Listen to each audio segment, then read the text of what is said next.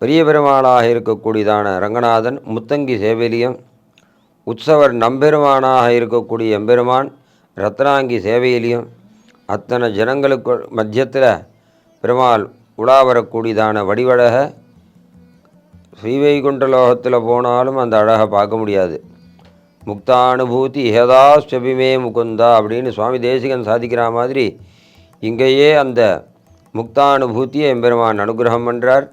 அப்பேற்பட்டதான ரங்கநாதனே திருப்பதியில் சீனிவாசனாக எழுந்தருளியிருக்கார்.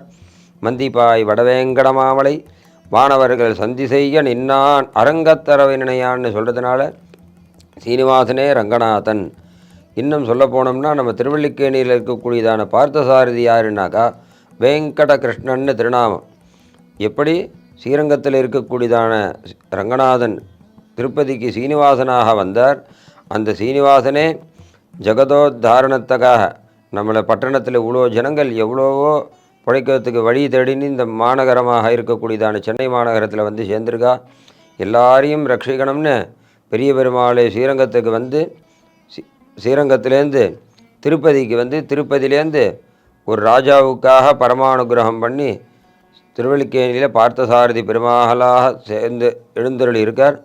அப்பேற்பட்டதான எம்பெருமான ஆழ்வார் பிரார்த்தனை பண்ணும்போது ஐவர்க்காகி அன்று தேர் கடவிய பெருமான் இணை கடல்கள் காண்பது என்றுகள் கண்களே.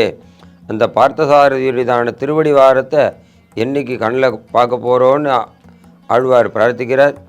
அதனால் எல்லாரும் அந்த எம்பெருமானுடையதான திருவடியை தியானம் பண்ணுங்க. இருக்கிற இடத்துல கோயிலுக்கு போய் சேவிக்கிறவாளுக்கு பாக்கியசாலிகள். அப்படி இல்லைன்னா கூட இருக்கிற இடத்துல அந்த கண்ணனுடையதான கண்ணன் கடலினை நன்னும் மனமுடையீர், அந்த கண்ணனுடையதான திருவடியை தியானம் பண்ணிட்டு எல்லாரும் ஜீவிக்க வேண்டியது. கிருஷ்ணார்ப்பணம்.